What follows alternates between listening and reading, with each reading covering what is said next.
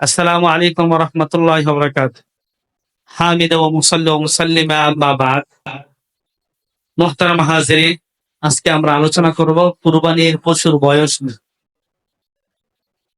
এই বিষয়টা জানা আমাদের সবার জন্যই খুবই দরকার। সুতরাং কুরবানির পশুর ক্ষেত্রে উটের বয়স যদি পূর্ণ ৫ বছর হয় তাহলে তার দ্বারা কুরবানি করা জায়েজ। আর যদি ৫ বছরের একদিনও কম হয় তাহলে তার দ্বারা কুরবানি করা জায়েজ নাই।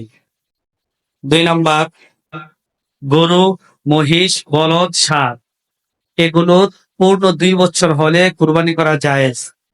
যদি একদিনও কম হয় তাহলে এগুলোর দ্বারা কুরবানি করা জায়েজ নাই। ৩ নাম্বার, বকরি, ভেড়া, দুম্বা পূর্ণ ১ বছর হলে কুরবানি করা জায়েজ। ১ বছর কম হলে কুরবানি করা জায়েজ নাই। তবে ফুকাহায়ে কেরাম বলেন, দুম্বার ক্ষেত্রে যদি ৬ মাসও হয় আর এত পরিমাণ মোটা তাজা হয় যে ১ বছর মতন দেখা যায় তাহলে তার দ্বারাও কুরবানি করা জায়েজ।